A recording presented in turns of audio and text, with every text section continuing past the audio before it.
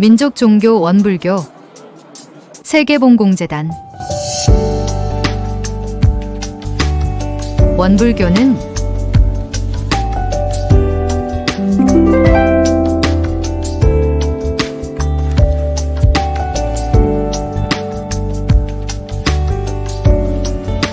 세계봉공재단은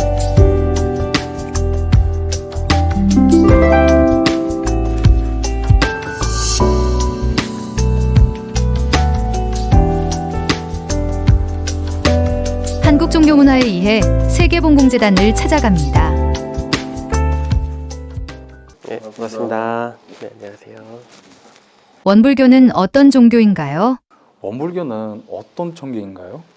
원불교는 1916년 이제 4월 28일에 저희 교조이신 소태산 대종사께서 큰 깨달음을 얻은 계기로 시작된 종교입니다. 소태산 박중민 대종사께서 세계가 일찍이 물질 문명의 폐해로 앞으로 이제 정신 문명을 약해질 것을 예견하시고 정신 문명을 이끌어갈 새 종교인 원불교를 만드셨습니다. 원불교의 특징으로 한 두 가지만 설명을 드리면, 원불교는 소태산 대종사께서 밝혀주신 일원상이라는 궁극의 진리를 신앙의 대상과 수행의 표본으로 하는 종교입니다. 일원상은 진리의 상징적인 표현으로 우리가 부처님이나 하나님, 진리, 도, 태극과 같은 이 궁극적 진리를 가리키고요. 말로 표현하면 일원상이라고 하고, 형상으로 표현하면 둥그런 원처럼 생긴 것을 말합니다. 그래서 우리는 그 일원상을 우주만유의 본원이며 모든 성자들의 마음이며, 그래 모든 중생의 원래 청정한 마음으로서 이 소태산 대종사께서는 이를 이렇게 둥그런 일원상으로 그려주시고, 마치 이제 달을 가리키는 이제 손가락과 같다. 그래서 진리를 가리키는 그 진리 자체를 저희는 일원상이라고 생각하고, 그것을 항상 닮아가고 이제 실천하는 모습으로 계속 수행하고 있습니다. 그리고 원불교는 단순히 이제 개인적인 수행의 완성에 그치지 않고, 저희는 그 목적을 무아봉공이라고 하거든요.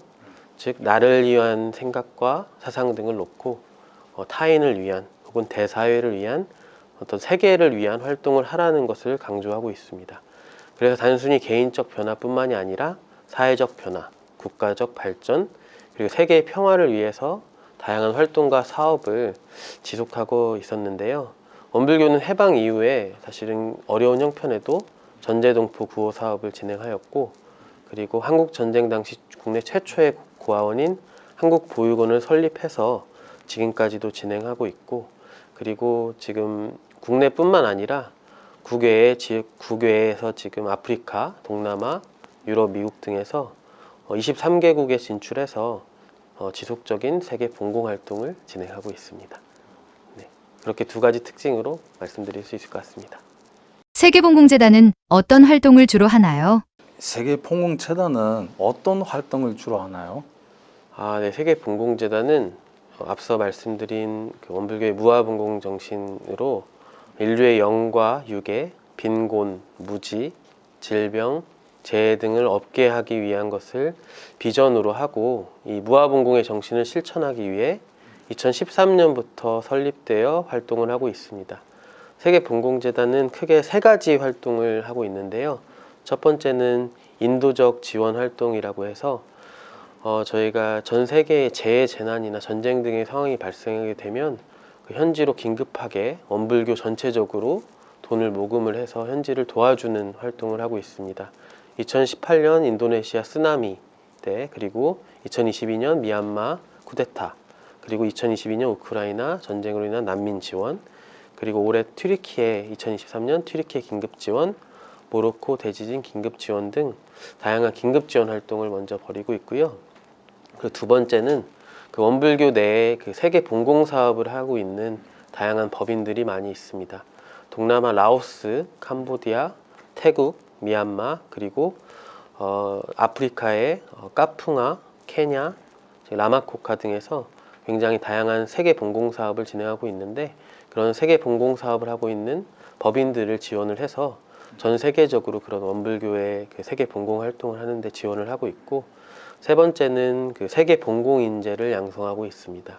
요새는 그 세계 시민이라고 다양한 세계 시민 교육을 하고 있는데 저희는 이제 세계 봉공 인재라고 해서 그 우리나라만의 그런 어려움뿐만 아니라 세계의 어려움을 알고 활동할 수 있는 그 봉공 인재들을 기르고 있습니다. 그래서 이러한 세계 봉공 활동이 장기적으로도 잘 이루어질 수 있도록 그리고 원불교 교단 내뿐만 아니라 국가적으로 그렇게 할 수 있는 인재를 양성하는데 열심히 하고 있습니다. 원불교가 한국 사회에서 어떤 역할을 하면 좋을까요?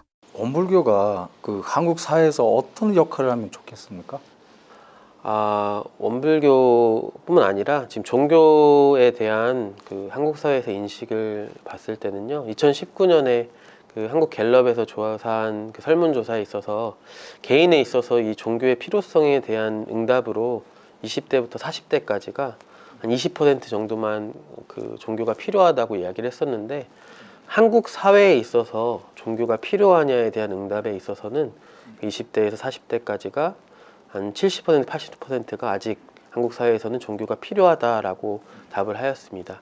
그래서 개인의 어떤 신앙과 수행으로서의 종교의 필요성은 점점 적어지는 것이 추세이긴 하지만은 한국 사회에서 종교가 그간 해왔던 역할들, 즉 취약계층에 대한 대사회적 활동이라든지 혹은 지금 사회가 너무나 지금 황금 만능주의화, 물질화로 인해서 지금 인간적인 가치들이 굉장히 상실되고 있습니다. 그런 정신적인 가치를 좀 선도하는데 혹은 아이들의 지금 인성적인 교육을 하는 데는 종교의 어떤 필요성을 한국 사회에서도 아직은 젊은 세대들도 필요로 하지 않나 생각이 듭니다. 그래서 한국 사회에서 그 기성 종교라고 하는 천주교, 불교, 지금 기독교 같은 경우는 그 교세도 있고 이미 많은 지역에서 활동을 하고 있지만 저희 원불교 같은 경우는 지금 중앙 교단 체제로 돼 있어 가지고 어떤 것을 정하면 활발하게 활동을 할 수 있거든요. 그래서 지금 한국 사회에서 필요한 그 종교의 역할의 부분에 굉장히 필요한 그 취약계층에 대한 도움이라든지 혹은 정신적인 그런 가치를 새로운 세대들이 놓치지 않게 할 수 있는 그런 인식에 대한 개선 사업이라든지 이러한 부분들을 주로 하면 좋지 않을까 생각을 하고 있습니다. 다른 부분보다 지금 한국 사회에서 놓치고 있는 이 사회적 안전망의 부분과 그리고 지금 인간적인 가치가 많이 상실된 사회 속에서 그러한 도덕적인 가치 혹은 한국 고유에 가져왔던 그런 인간적인 가치를 회복하는 데 있어서 원불교가 중요한 역할을 해야 된다고 생각합니다. 2024년 한국 사회 바람이 있으실까요? 좋습니다. 2024년 그 한국 사회 바람이 있으실까요? 2023년도 굉장히 많은 일들과 그리고 점차적으로 지금 기후 위기로 인해서 굉장히 한 해 한 해 상황이 많이 달라지고 있습니다. 그래서 한국 사회에 제가 바람이 있다면 점점 저희가 가치를 상실하는 사회 속에서 이러한 한국 사회가 앞으로 나아가야 할 그런 가치를 한번 다시 돌아보는 한 해가 되면 좋겠다는 생각이 들고 기후 위기가 이제 더 이상 미룰 수 없는 일들이기 때문에 저희 원불교 안에서도 이러한 자체적인 활동들을 많이 하겠지만은 한국 사회에서 먼저 깨어나서 그런 지금 어려움과 그리고 지금 위기라는 것들을 인식을 해서 새롭게 이러한 것들을 준비를 하고 먼저 이 기후위기를 위한 개인의 실천뿐 아니라 대사회적인 변화가 좀 있어야 된다고 생각합니다. 그래서 경제적인 부분들이 사실은 굉장히 2023년도 어렵고 2024년에도 어려운 가치로 또 생각이 들지만 경제적인 가치로 인해서 또 이 환경적인 것들이 또 챙겨지지 않는다면은 저희 미래 세대를 위한 그런 것들이 전혀 준비가 되지 않는다고 생각이 들어서요. 다른 것보다 이 기후 위기에 대한 준비를 한국 사회 전체의 규모로서 준비를 해야 되지 않나 생각하고 있습니다. 네. 한국에서 생활은 어떠신지? 네, 그러면 차 원장님께서는 지금 한국의 생활은 지금 어떻게 하고 계신지 제가 좀 궁금하네요. 네. 2017년에 저 가족이랑 같이 가족 식구들이랑 같이 저기 한국에 왔는데요. 저기 그 그 문화원에서 좀 활동하기 시작했습니다. 여기 오기 전에도요, 저기 우즈베키스탄 공무원에 있는 저기 그 코리안 문화 협회에서도 활동한 적이 있습니다. 예, 저기 그 원불교 한우란 그 운동 그 덕분에요, 저기 그 원 코리안 문화원이 생겼습니다. 그리고 그 경애하는 그 김대성 경무님 덕분에 저기 그 코리안 그 문화원 그 공강 그 보증금 그 문제를 좀 문제가 해결됐습니다. 아니었으면 저기 우리가 활동을 못했을 것 같습니다. 예, 그 우리 문화원에서 저기 그 잊어버린 모국어인 그 한국어 그 이외에 역사, 잊어버린 그 역사, 문화, 전통, 풍습 그 다 그 활동을 다 하고 있습니다. 그 대상은 고린이거든요. 같은 민족 동포인 고린인데 여기 그 초기에 좀 돌아왔는데요. 그 뭐 정착하기 위해서 지금 활동하고 있습니다. 그 원코리안 문화원에서도 저기 그 애국의족 운동도 합니다. 요즘 그 뉴스를 볼 때마다 저기 그 대한민국은 저출산 국가가 돼버렸다는 그런 얘기가 좀 들립니다.